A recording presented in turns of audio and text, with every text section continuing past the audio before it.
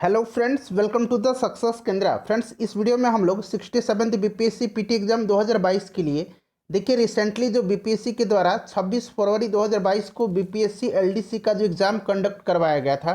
Friends, उसमें जितने भी जीके जीएस करंट अफेयर्स के प्रश्न पूछे गए हैं, साथ ही साथ साइंस के प्रश्नों को भी मैं कवर करवा दूंगा।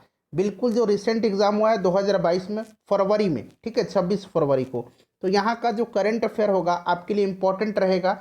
वीडियो को पूरा देख लीजिएगा। फ्रेंड्स, चैनल पर अगर आप पहली बार आए हैं तो सब्सक्राइब करके बेल आइकन को दबा लीजिएगा, ताकि जब भी इंपॉर्टेंट वीडियो बीपीएससी से संबंधित अपलोड किया जाए तो उसका नोटिफिकेशन सबसे पहले आपके पास पहुंच जाए। तो चलिए फ्रेंड्स, बिना देरी किए हुए आज का सेशन स्टार्ट करते हैं। फ्रेंड्स, प्लीज़ वीडियो को लाइक कर दीजिएगा और जब सेशन समाप्त होगा तो इसे शेयर भी जरूर कर दीजिएगा। फ्रेंड्स, जैसे कि मैंने आपको बताया कि बीपीएससी के द्वारा बिल्कुल रिसेंट में यह एग्जाम कंडक्ट करवाया गया था बीपीएससी एलडीसी का फरवरी 2022 में। जी हाँ फ्रेंड्स, 26 फरवरी 2022 को यहाँ पर आप देख सकते हैं 2022 प्रश्न पत्र पर भी लिखा गया है। देखिए, इसमें टोटल 150 प्रश्न पूछे जाते हैं, जैसे कि बीपीएससी प्रीलिम्स में पूछा जाएगा और सीडीपीओ में पूछा जाएगा।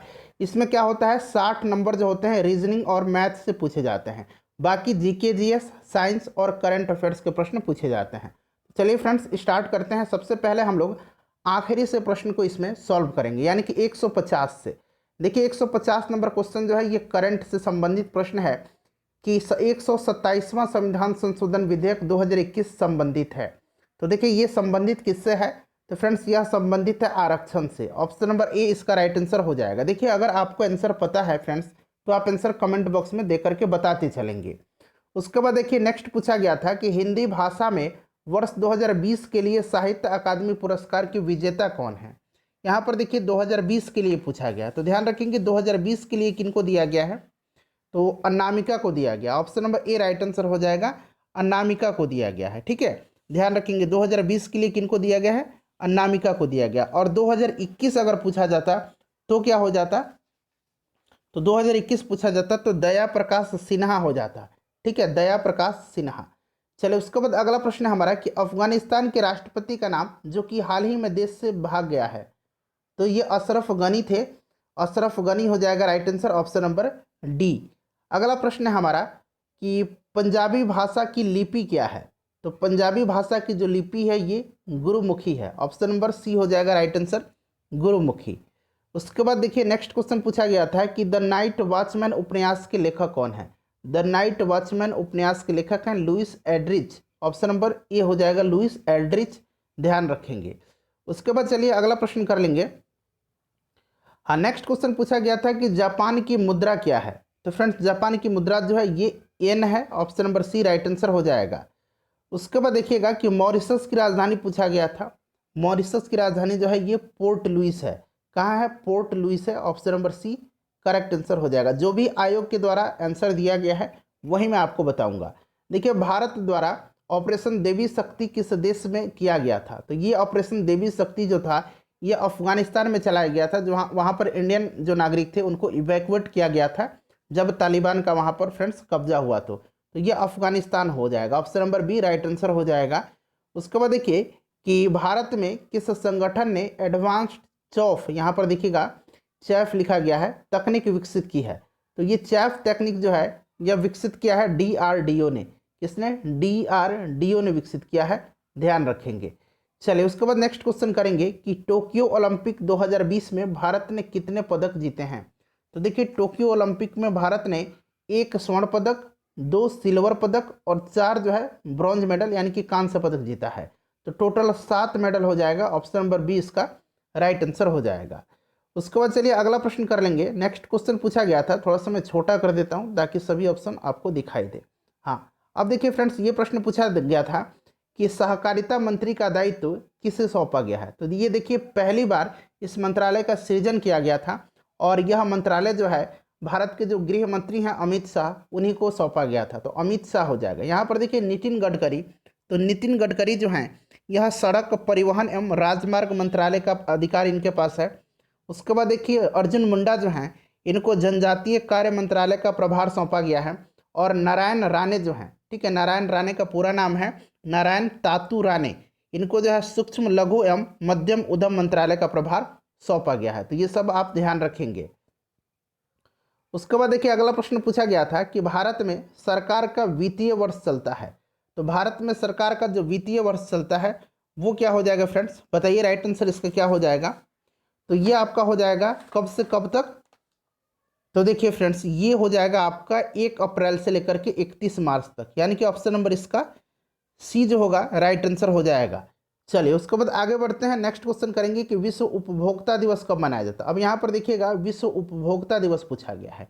विश्व उपभोक्ता दिवस जो है यह मनाया जाता है 15 मार्च के दिन। वहीं अगर आपसे पूछा जाता कि अगर भारत के संदर्भ में पूछा जाता है कि राष्ट्रीय उपभोक्ता अधिकार दिवस कब मनाया जाता है, तो 24 दिसंबर के दिन, ठीक है, राष्ट्रीय उपभोक्ता अधिकार दिवस 24 दिसंबर के दिन मनाया जाता है। उसके बाद चलिए अगला प्रश्न कर लेंगे। हाँ, अब ये देखिए मिलान करने वाला प्रश्न पूछा गया था कि सूची 1 का सूची 2 से मिलान करना है और यहाँ से राइट आंसर कूट में से चुन करके बताना है। एक तरफ फसल का उपज है और दूसरी तरफ ये अधिकतम उत्पादक राज्य कौन सा है ये दिया गया है। जूट का सबसे ज़्यादा उत्पादन पश्चिम बंगाल में होता है, बिहार दूसरे नंबर पर है। चाय का उत्पादन असम में होता है, गन्ना का सबसे ज़्यादा उत्तर प्रदेश में, उसके बाद महाराष्ट्र में। रबड़ का हो जाएगा केरला में। तो ये बिल्कुल क्रम से दिया गया है नीचे से 4 3 2 1। तो देखिए ऑप्शन में कहाँ पर दिया गया है 4 3 2 1, तो यहाँ पर आप देख सकते हैं ऑप्शन नंबर ए में दिया गया है। ठीक है, 4 3 2 1 जो कि ऑप्शन नंबर यहाँ पर ए में दिया गया है। ठीक है, चलिए आगे बढ़ते हैं फ्रेंड्स, अगला प्रश्न कर लेंगे। अब वीडियो को प्लीज़ लाइक कर दीजिएगा। और फ्रेंड्स देखिए इससे पहले बीपीएससी ऑडिटर का भी हमने पेपर एनालिसिस करवा दिया है, साइंस का, बिहार स्पेशल का, हिस्ट्री का। तो अगर आपने नहीं देखा है तो देख लीजिएगा। मुजफ्फरपुर की लीची का ब्रांड नाम क्या है। अब यहाँ थोड़ा सा ध्यान से सुन लीजिएगा। देखिए मई 2021 में मुजफ्फरपुर का जो शाही लीची है इसकी पहली खेप ब्रिटेन को निर्यात की गई थी। 2018 में जो है इसको जीआई टैग दिया गया है और यह बिहार का चौथा कृषि उत्पाद है जिसको कि जीआई टैग दिया गया। इससे पहले बिहार के जर्दालू आम, उसके बाद कतरनी चावल और मगही पान को जीआई टैग दिया गया था। ये बिहार का चौथा उत्पाद है शाही लीची। ठीक है, 2021 में मई में इसकी पहली खेप ब्रिटेन भेजी गई थी, ध्यान रखेंगे। चलिए उसके बाद देखिएगा कि निम्न में से बिहार में किसकी प्रचुर मात्रा में उपज होती है। तो ये आपका इसमें से हो जाएगा तंबाकू। ठीक है, तंबाकू का हो जाएगा। कॉफ़ी का सबसे ज़्यादा जो होता है ये कर्नाटक में होता है। उसके बाद अगला प्रश्न हमारा क्वेश्चन नंबर 134। देखिए भारत के नियंत्रक एवं महालेखा परीक्षक की नियुक्ति किसके द्वारा की जाती है, बताइए फ्रेंड्स राइट आंसर क्या हो जाएगा। तो ये की जाती है राष्ट्रपति के द्वारा। और वर्तमान में जो है भारत के नियंत्रक एवं महालेखा परीक्षक कौन है, तो गिरीश चंद्र मुर्मू हैं। ऑप्शन नंबर ए राइट आंसर हो जाएगा इसका। उसके बाद देखिए नीति आयोग ने किस आयोग का स्थान लिया था। अब यहाँ पर देखिए नीति आयोग का गठन जो हुआ था ये कब हुआ था, 1 जनवरी 2015 को। यह स्थान लिया था किसका, योजना आयोग का। योजना आयोग का स्थापना तो याद रखेंगे योजना आयोग 15 मार्च 1950। ठीक है, चलिए अभी हाल ही में नीति आयोग के नए उपाध्यक्ष बने हैं, उनका नाम याद रखेंगे सुमन बेरी। ठीक है, क्या नाम है उनका, सुमन बेरी उनका नाम है, ये भी आप ध्यान रखेंगे। ठीक है, चलिए उसके बाद नेक्स्ट क्वेश्चन कर लेंगे कि 2011 की जनगणना के अनुसार निम्नलिखित राज्यों में से किसकी ग्रामीण जनसंख्या सर्वाधिक है। अब यहाँ पर देखिएगा निम्नलिखित लगाया गया है, यानी कि इनमें से आपको चुन करके बताना है।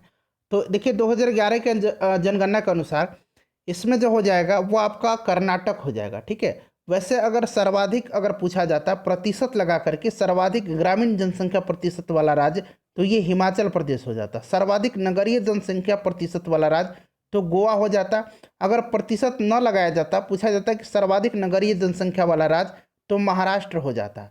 ठीक है, और न्यूनतम नगरीय जनसंख्या वाला राज्य तो वो आपका सिक्किम हो जाता है। ठीक है, सिक्किम में सबसे कम नगरीय जनसंख्या यानी कि ग्रामीण जनसंख्या सबसे ज़्यादा सिक्किम में है। चलिए उसके बाद नेक्स्ट क्वेश्चन कर लेंगे फ्रेंड्स। अगला प्रश्न है हमारा कि एटीएम का पूर्ण रूप पूछा गया है, यानी कि एटीएम का फुल फॉर्म आपसे पूछा जा रहा है। बताइए एटीएम का फुल फॉर्म क्या होगा, तो ऑटोमेटेड टेलर मशीन होता है। आपको पता भी होगा इसका राइट आंसर क्या हो जाएगा, automated teller machine, option number C. उसके बाद देखिए क्वेश्चन नंबर 130 पूछा गया था कि हीराकुंड बांध जो है यह किस नदी पर बनाया गया है। अब देखिए जो अभी बिहार दरोगा का जो मेंस का पेपर हुआ था उसमें फ्रेंड्स पूछा गया था एक प्रश्न कि देखिए जो टिहरी बांध है वह किन 2 नदियों के संगम पर है। तो टिहरी बांध जो है वो भागीरथी और भील गंगा की संगम पर है। तो ये ध्यान रखेंगे। और हीराकुंड जो है ये आपका महानदी हो जाएगा, option number C right answer हो जाएगा। उसके बाद देखिए पृथ्वी दिवस पूछा गया था कि कब मनाया जाता है, तो ये मनाया जाता है 22 अप्रैल के। और फ्रेंड्स अगर प्रश्न इस तरह से पूछा जाता है कि बिहार पृथ्वी दिवस कब मनाया जाता है, बिहार पृथ्वी दिवस, तो फ्रेंड्स ये मनाया जाता है 9 अगस्त के दिन, 9 अगस्त के दिन। ठीक है, इसको भी आप ध्यान रखेंगे। चलिए आगे बढ़ते हैं। नेक्स्ट क्वेश्चन हमारा कि यमुना नदी का उद्गम किस राज्य से होता है, तो इसका उद्गम जो होता है ये यमुनोत्री उत्तराखंड से, option number D right answer हो जाएगा।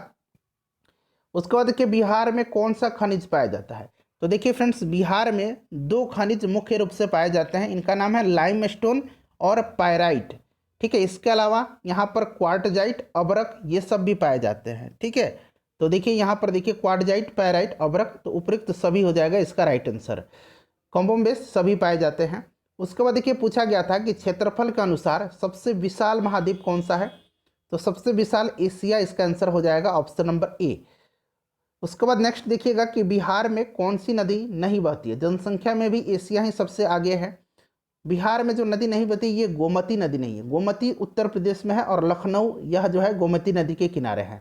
पुनपुन नदी से प्रश्न पूछा जाता है कि कौन सी नदी जो है गंगा नदी में फतुहा के निकट मिलती है, तो ये फतुहा में आकर के मिल जाती है पुनपुन नदी। बागमती, फाल्गु ये सभी बिहार की नदियां हैं, ध्यान रखेंगे। ऑप्शन नंबर डी गोमती नहीं है।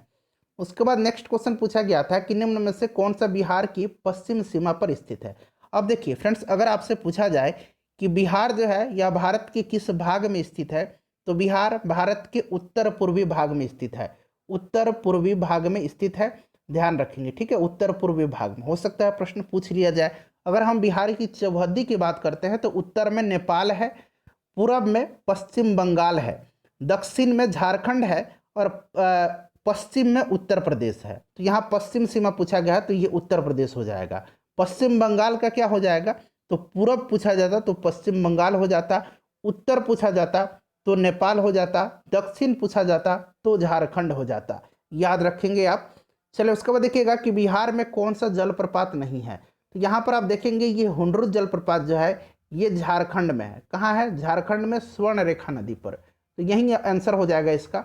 बाकी ककुलत पूछा जाता है तो ये नवादा में है, याद रखेंगे। बाकी जो है मंझर और धुआं कुंड ये सभी बिहार में हैं। उसके बाद अगला प्रश्न है कि 2011 की जनगणना के अनुसार, हाँ यही प्रश्न है, 2011 की जनगणना के अनुसार बिहार भारत का कौन सा सबसे अधिक जनसंख्या वाला राज्य है, तो पहले नंबर पर उत्तर प्रदेश है, दूसरे नंबर पर महाराष्ट्र है और अपना बिहार जो है यह तीसरे नंबर पर है। यानी कि राइट आंसर इसका ऑप्शन नंबर बी हो जाएगा, ध्यान रखेंगे तीसरे नंबर पर है।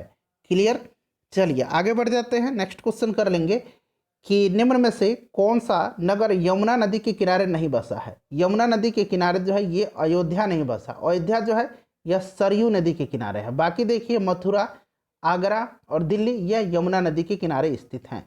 उसके बाद देखिए कि वर्तमान समय में निम्न में से कौन सा एक मौलिक अधिकार नहीं है।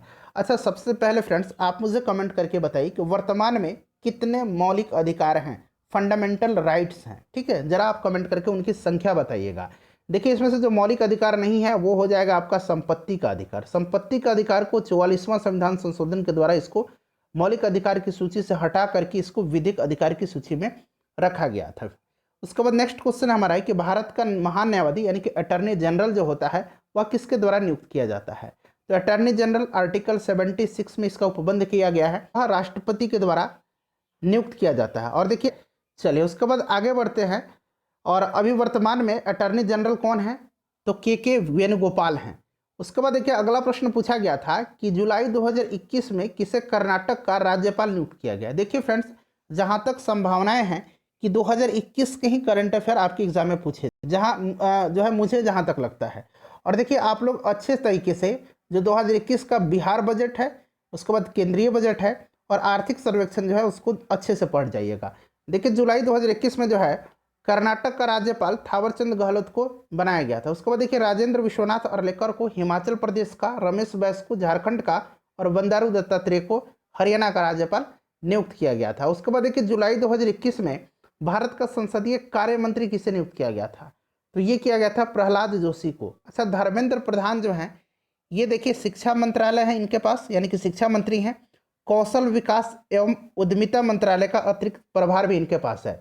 पीयूष गोयल के पास क्या है, तो वाणिज्य एवं उद्योग मंत्रालय का प्रभार है, कपड़ा मंत्रालय का अतिरिक्त प्रभार है। उसके बाद देखिए अश्विनी वैष्णव जो हैं यह रेल मंत्री हैं, ठीक है, रेल मंत्री हैं अश्विनी वैष्णव। इसके बाद देखिए इनके पास संचार मंत्रालय का भी प्रभार है, इलेक्ट्रॉनिक्स सूचना एवं प्रौद्योगिकी मंत्रालय का भी अतिरिक्त प्रभार इन्हीं के पास है। उसके बाद देखिए पंचायती राज अपनाने वाला पहला राज्य कौन सा था, तो देखिए पहला राज्य जो था ये राजस्थान था, 2 अक्टूबर 1959, ये डेट भी आपको याद रखना है, ठीक है। 2 अक्टूबर 1959 को नागौर जो था राजस्थान का वहीं से शुरू किया गया था। उसके बाद देखिए स्वच्छ भारत अभियान किस वर्ष प्रारंभ किया गया था, तो फ्रेंड्स यह प्रारंभ किया गया था 2 अक्टूबर 2014 को, ठीक है, 2 अक्टूबर 2014 को, यानी कि राइट आंसर इसका ऑप्शन नंबर ए हो जाएगा। अगला प्रश्न देखिए, अगला प्रश्न था कि इनमें से कौन भारत के उपराष्ट्रपति कभी नहीं रहे हैं, तो देखिए ये फखरुद्दीन अली अहमद नहीं रहे हैं। इन्हीं के समय जो है आपातकाल लगाया गया था, याद रखेंगे आप, पूछा जा सकता है। प्रधानमंत्री इंदिरा गांधी थी और राष्ट्रपति उस समय फखरुद्दीन अली अहमद थे। ऑप्शन नंबर ए राइट आंसर हो जाएगा। ये कभी भी उपराष्ट्रपति नहीं रहे हैं, बाकी लोग उपराष्ट्रपति भी रहे हैं। उसके बाद देखिएगा कि किस संविधान संशोधन के द्वारा शिक्षा के अधिकार को मौलिक अधिकार के रूप में सम्मिलित किया गया है, फंडामेंटल राइट के रूप में। तो देखिए फ्रेंड्स ये किया गया था, ध्यान रखेंगे कौन सा संविधान संशोधन है, बताइए। तो सही आंसर इसका क्या हो जाएगा, सही आंसर इसका हो जाएगा 86वां संविधान संशोधन। अच्छा ये हुआ था कब, तो फ्रेंड्स ये 2002 में हुआ था, ठीक है। और इसके तहत जो है भाग 3 में, जिसमें कि मौलिक अधिकार है, भाग 3 के आर्टिकल 21A में या क कह लीजिए, इसमें जो है इसको रखा गया है शिक्षा का अधिकार। इसमें क्या है कि राज्य जो है 6 से 14 वर्ष के सभी बच्चों के लिए निःशुल्क और अनिवार्य शिक्षा की व्यवस्था करेगी। अगला प्रश्न हमारा है कि डॉक्टर राजेंद्र प्रसाद को संविधान सभा का अस्थायी सभापति यानी कि अध्यक्ष कब चुना गया था, तो इनको चुना गया था 11 दिसंबर 1946 को। तो 11 दिसंबर हो जाएगा, ऑप्शन नंबर इसका बी हो जाएगा करेक्ट आंसर, ठीक है। वहीं सच्चिदानंद सिन्हा पूछता तो 9 दिसंबर 1946 को इनको अस्थायी अध्यक्ष चुना गया था। क्लियर, चलिए। उसके बाद देखिएगा कि भारतीय संविधान की किस अनुसूची में भारतीय भाषाओं की सूची सम्मिलित है, तो ये 8वीं अनुसूची में है, 22 भाषाओं का उल्लेख किया गया है। उसके बाद यहाँ पर देखिएगा कि सिखों के 10वें गुरु गुरु गोविंद सिंह का जन्म कहाँ हुआ था, तो इनका जन्म जो है 1666 में पटना में हुआ था। Option number D right answer हो जाएगा। 1699 में इन्होंने खालसा पंथ की स्थापना की थी। अब यहाँ देखिए एक तरफ जो है सूची 1 और सूची 2 में, सूची 1 में इमारत दिया गया है और सूची 2 में उसके निर्माणकर्ता दिया गया है। तो देखिए अलाई दरवाज़ा का निर्माण किसने करवाया था, तो फ्रेंड्स ये अलाउद्दीन खिलजी हो जाएगा। आगरा का किला जो है, आगरा का किला बताइए, तो ये अकबर हो जाएगा। इत्माद-उद-दौला का मकबरा नूरजहां और दिल्ली का लाल किला शाहजहां। तो ये क्या हो जाएगा राइट आंसर इसका, राइट आंसर इसका हो जाएगा आपका 3, फिर 4, उसके बाद 2 और 1, 3 4 2 1। तो देखिए यहाँ पर कहाँ पर दिया गया है 3 4 2 1, देख लीजिए। तो देखिए यहाँ पर ऑप्शन नंबर बी में दिया गया है 3 4 2 1। चलिए आगे बढ़ते हैं, नेक्स्ट क्वेश्चन कर लेंगे। Question number 108। देखिए ये भी जो है मिलान करने वाला है, एक तरफ स्थान दिया गया है और दूसरी तरफ भी किस जगह पर है। तो देखिए आनंद भवन जो कहाँ पर है, आनंद भवन जो है ये कहाँ पर है बताइएगा, बताइए राइट आंसर इसका क्या हो जाएगा। सबसे पहले तो मिलाइए, उसके बाद आंसर आपको बताना है। तो देखिए आनंद भवन जो है ये आपका हो जाएगा इलाहाबाद में, 1 मिनट, हाँ इलाहाबाद में। साबरमती आश्रम जो है ये कहाँ हो जाएगा, तो अहमदाबाद में। गेटवे ऑफ इंडिया तो ये आपका हो जाएगा मुंबई में, और जालियांवाला बाग अमृतसर में। तो ये आपका 3 4 1 2, देखिए 3 4 1 2 कहाँ पर दिया गया है, तो देखिए ऑप्शन नंबर सी में दिया गया है। चलिए उसके बाद आगे बढ़ते हैं, नेक्स्ट क्वेश्चन कर लेंगे। अगला प्रश्न है हमारा कि 1942 में जयप्रकाश नारायण को किस नगर में जेल में रखा गया था। तो ये प्रश्न मैंने बिहार स्पेशल करवाया है, लगभग 500 से अधिक प्रश्न। उसको आपने नहीं देखा है तो देख लीजिएगा, लिंक डिस्क्रिप्शन में मिल जाएगा, या फिर आप सर्च कर लीजिए सक्सेस केंद्र बिहार स्पेशल। तो ये इनको रखा गया था हजारीबाग, और राजेंद्र प्रसाद को बांकीपुर में रखा गया था, इसको भी ध्यान रखेंगे। उसके बाद चलिए अगला प्रश्न कि सबसे पहले कौन सी घटना हुई थी। तो यहाँ पर क्रम से हम बता देते हैं। देखिए नादिर शाह का आक्रमण जो है ये कब हुआ था, तो 1739 में हुआ था। कब हुआ था, 1739 में हुआ था। उसके बाद पलासी का युद्ध 1757 में हुआ था। पानीपत का तीसरा युद्ध 1761 में हुआ था, और बक्सर का युद्ध 1764 में हुआ था। तो सबसे पहले पूछा गया तो नादिर शाह का आक्रमण हो जाएगा। ठीक है, मोहम्मद सर रंगीला उस समय दिल्ली का बादशाह था। चलिए आगे बढ़ते हैं, नेक्स्ट क्वेश्चन कर लेंगे। अगला प्रश्न है हमारा कि सत्यशोधक समाज की स्थापना किसके द्वारा की गई थी? तो सत्यशोधक समाज, बताइए राइट आंसर क्या हो जाएगा? तो ये हो जाएगा ज्योतिबा फुले के द्वारा। ठीक है, चलिए उसके बाद देखिएगा कि महात्मा बुद्ध ने कहाँ महापरिनिर्वाण प्राप्त किया था? तो ये इन्होंने कुशीनीरा में यानी कि कुशीनगर में। ठीक है, किन राजा का? तो मल्ल। ठीक है, मल्ल जो थे इन्हीं के राजभवन में जो है इन्होंने महापरिनिर्वाण प्राप्त किया था। चलिए उसके बाद नेक्स्ट क्वेश्चन है हमारा क्वेश्चन नंबर 103 कि महात्मा गांधी का जन्म 2 अक्टूबर 1869।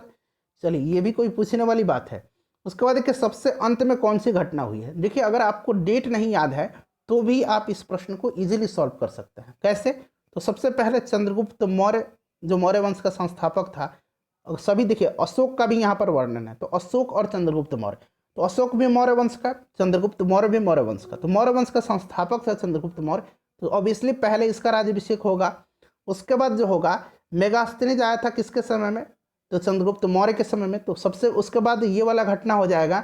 उसके बाद देखिए अशोक का राज्याभिषेक होगा, फिर कलिंग पर विजय होगा। तो सबसे पूछा गया अंत में घटना, तो बताइए सबसे अंत की घटना जो है वो कौन सी हो जाएगी? तो ऑब्वियसली ये डी हो जाएगा, कलिंग विजय। ठीक है, ध्यान रखेंगे कलिंग वाला हो जाएगा। 261 ईसा पूर्व में कलिंग पर यह आक्रमण किया था। 321 ईसा पूर्व में चंद्रगुप्त मौर्य का राज्याभिषेक हुआ था। और यहाँ पर देखिए अशोक का राज्याभिषेक 269 ईसा पूर्व में। तो ये सब ध्यान रखेंगे। राज्याभिषेक के 8वें वर्ष इसने कलिंग पर आक्रमण किया था। उसके बाद देखिए प्राचीनतम वेद कौन सा है? तो सबसे जो प्राचीन है वो ऋग्वेद है। ठीक है, सबसे नया वाला जो है ये आपका कौन सा हो जाएगा? अथर्ववेद हो जाएगा। चलिए ऋग्वेद, यजुर्वेद, सामवेद, फिर अथर्ववेद। उसके बाद नेक्स्ट क्वेश्चन है हमारा 100। हाँ अब देखिए यहाँ से जो ना 60 क्वेश्चन जो है मैथ और रीजनिंग के पूछे गए, यानी कि 100 से लेकर के 41 तक में। 41 के बाद फिर हम लोग आगे के प्रश्न को कवर करेंगे। चलिए आइए अब यहाँ से देखिए 41 यहाँ तक जो है 41 से 100 तक में मैथ और रीजनिंग के क्वेश्चन है। अब यहाँ से देखिए साइंस के क्वेश्चन स्टार्ट हो रहा है। देखिए साइंस में मैंने कवर करवा दिया था, चलिए एक बार मैं और आपको कवर करवा देता हूँ। देखिए प्रश्न पूछा गया था कि पेरिस्कोप जो है यह किस सिद्धांत पर कार्य करता है? तो देखिए फ्रेंड्स ये जो पेरिस्कोप है केवल परावर्तन के सिद्धांत पर कार्य करता है। उसके बाद देखिए नेक्स्ट क्वेश्चन है कि घड़ी में क्वार्ट्ज क्रिस्टल का कार्य करना किस पर आधारित है? बताइए राइट आंसर इसका क्या हो जाएगा? तो फ्रेंड्स यह आधारित है पाइजो इलेक्ट्रिक इफेक्ट पर, यानी कि ऑप्शन नंबर ए राइट आंसर इसका हो जाएगा। अगला प्रश्न है कि विभाजन की दीवारों में ध्वनि अवशोषित करने के लिए सर्वोत्तम पदार्थ कौन सा है? तो ये कौन सा हो जाएगा फ्रेंड्स? कांच की रुई हो जाएगा, ग्लास उल जिसको कहा जाता है, ग्लास उल। ठीक है, ग्लास उल ये हो जाएगा। चलिए आगे बढ़ते हैं। नेक्स्ट क्वेश्चन है कि ऑप्टिकल फाइबर किस सिद्धांत पर कार्य करता है? तो ऑप्टिकल फाइबर जो है यह प्रकाश के पूर्ण आंतरिक परावर्तन के सिद्धांत पर कार्य करता है। उसके बाद नेक्स्ट क्वेश्चन है 36 नंबर कि अगर ध्वनि वायु में जल में प्रवेश करती है तब किसकी मात्रा में परिवर्तन नहीं होता है? देखिए यहाँ पर परिवर्तन नहीं होता है पूछा गया है, तो सही उत्तर इसका हो जाएगा आपका आवृत्ति। ठीक है, आवृत्ति में कोई भी परिवर्तन नहीं होता है जब ध्वनि एक माध्यम से दूसरे माध्यम में जाती है। बरसात की बूंदों का गोलाकार किसके कारण होता है? तो ये आपको पता है कि सरफेस टेंशन के कारण होता है, सतही तनाव के कारण होता है। उसके बाद देखिए किसी ट्यूबलाइट में चोक लगाने का उद्देश्य क्या है? तो चोक लगाने का उद्देश्य जो है उच्च वोल्टेज को प्रेरित करना है। तो ऑप्शन नंबर ए इसका करेक्ट आंसर हो जाएगा। देखिए प्रकाश की गति न्यून होगी, ये पूछा गया है, न्यूनतम कहाँ होगी प्रकाश की गति? बताइए। तो देखिए प्रकाश की गति इसमें न्यूनतम जो होगी वो कांच में होगी। चलिए साइंस के प्रश्नों को और आप अगर डिटेल में जानना चाहते हैं तो इसका अलग से मैंने साइंस का करवाया हुआ है, उसको देख लीजिएगा आप। ठीक है, खगोलीय दूरी मापने की इकाई क्या है? तो फ्रेंड्स ये प्रकाश वर्ष हो जाएगा, लाइट ईयर हो जाएगा। ठीक है, चलिए उसके बाद नेक्स्ट क्वेश्चन कर लेंगे। अगला क्वेश्चन है कि दाब बढ़ाने से किसी पदार्थ का क्वथनांक, तो देखिए दाब बढ़ाने से किसी पदार्थ का क्वथनांक जो है उस पर क्या असर होगा? तो ये बढ़ जाएगा। ठीक है, क्या होगा? बढ़ जाएगा। उसके बाद अगला प्रश्न है हमारा कि गैस गुब्बारों में हाइड्रोजन की जगह हीलियम गैस इसलिए भरी जाती है क्योंकि यह ज्वलनशील नहीं होती है। ऑप्शन नंबर सी हो जाएगा इसका राइट आंसर, क्योंकि यह ज्वलनशील नहीं होती है। उसके बाद देखिएगा कि गैल्वेनाइजेशन होता है, तो गैल्वेनाइजेशन जो होता है ये क्या है? तो देखिए फ्रेंड्स, इसमें क्या होता है कि लोहे पर जस्ते की परत चढ़ाई जाती है, लोहे पर जस्ते का निक्षेप, ठीक है, जंग से बचाने के लिए। उसके बाद देखिए अगला प्रश्न पूछा गया था कि कौन सा एंजाइम ग्लूकोज को एथिल अल्कोहल में परिवर्तित करता है। यह प्रश्न बहुत ही इंपॉर्टेंट है। तो ये जाइमेज है। क्या है? जाइमेज है, ध्यान रखेंगे। उसके बाद देखिए बेकिंग सोडा का रासायनिक नाम पूछा गया था। बेकिंग सोडा का रासायनिक नाम, तो इसका रासायनिक नाम सोडियम बाइकार्बोनेट हो जाएगा। सोडियम बाइकार्बोनेट, जो कि फॉर्मूला इसका होता है NaHCO3 होता है। चलिए उसके बाद नेक्स्ट क्वेश्चन पूछा गया था कि मेंडलीव के समय कुल ज्ञात तत्वों की संख्या कितनी थी। मेंडलीव के समय कुल ज्ञात तत्वों की संख्या जो थी ये पूछा गया था। तो राइट आंसर इसका 63 हो जाएगा। ठीक है, 63 हो जाएगा, ऑप्शन नंबर ए। उसके बाद पूछा गया था कि चूने का पानी क्लोरीन से क्रिया करके बनाता है। तो ये आपको पता है कि ब्लीचिंग पाउडर बनाता है। ठीक है, चलिए विरंजक चूर्ण जिसको कहते हैं। उसके बाद देखिए पूछा गया था कि एल्केलॉइड होते हैं, एल्केलॉइड जो होते हैं ये क्या होता है। तो देखिए राइट आंसर इसका हो जाएगा आपका क्षार, जो कि पानी में घुलनशील है। Option number D right answer हो जाएगा। देखिए ये पानी में घुलनशील होते हैं, एसिडिक वाटर में इनको घोला जाता है तो ये सॉल्युबल होते हैं। तो आंसर तो इसका यही दिया गया है। वैसे अगर नॉर्मली देखा जाए तो ये पानी में घुलनशील नहीं होते हैं, इनको जो है अल्कोहलिक जो वाटर होता है उनमें घोला जा सकता है। लेकिन ऑप्शन नंबर डी इसका आंसर दिया गया है। उसके बाद देखिए अगला प्रश्न है कि अमेलगम किसकी मिश्र धातु है। तो ये पारा का, आपको पहले से भी पता होगा ये सब आंसर। इसमें से सर्वाधिक सक्रिय पूछा गया है कि निम्न में से कौन सा रासायनिक रूप से सर्वाधिक सक्रिय है। तो ये आपका फ्लोरीन हो जाएगा, ऑप्शन नंबर बी हो जाएगा इसका करेक्ट आंसर। उसके बाद देखिए पूछा गया था कि रबड़ का सल्फर के साथ गर्म करने को क्या कहते हैं। तो वल्केनाइजेशन, वल्नीकरण कहा जाता है इसको। ठीक है, वल्नीकरण दूसरा है, जस्तीकरण दूसरा है, ध्यान रखेंगे। ठीक है, रबड़ को सल्फर के साथ गर्म किया जाता है और लोहे पर जिंक की परत चढ़ाई जाती है, उसको गैल्वेनाइजेशन कहते हैं। उसके बाद देखिए पूछा गया था कि किस जीव में पौधे एवं जंतुओं के लक्षण पाए जाते हैं। तो ये दोनों लक्षण जो पाए जाते हैं ये पाए जाते हैं यूग्लिना में। ठीक है, इसको ध्यान रखेंगे आप। उसके बाद पूछा गया था कि लाइसोसोम होता है। तो देखिए फ्रेंड्स, लाइसोसोम जो है एक मेम्ब्रेन बाउंड कोशिकांग है जिसमें कि पाचक एंजाइम पाया जाता है। तो यहाँ पर देखिए पाचन केंद्र हो जाएगा इसका राइट आंसर। कीट सांस लेते हैं, तो कीट जो है ये श्वास रंग के द्वारा जो है ये सांस लेते हैं। ऑप्शन नंबर सी हो जाएगा, श्वास रंग के द्वारा। उसके बाद अगला प्रश्न था कि भोजन अधिग्रहण करने वाला अंग होता है। यहाँ पर होना चाहिए था अमीबा में भोजन अधिग्रहण करने वाला, तो प्रश्न ज़्यादा सुटेबल हो जाता। तो ये आपका हो जाएगा ऑप्शन नंबर सी हो जाएगा, सूडोपोडियम। ठीक है, सूडोपोडियम हो जाएगा। उसके बाद देखिए पूछा गया था कि टीनिया सोलियम को सामान्य रूप से कहते हैं। तो देखिए टीनिया सोलियम जो है ये है पोर्क टेपवर्म को कहा जाता है। ठीक है, टेपवर्म यानी कि फीता कृमि, पोर्क मतलब सुअर होता है। तो टीनिया सोलियम पूछा जाएगा तो पोर्क टेपवर्म।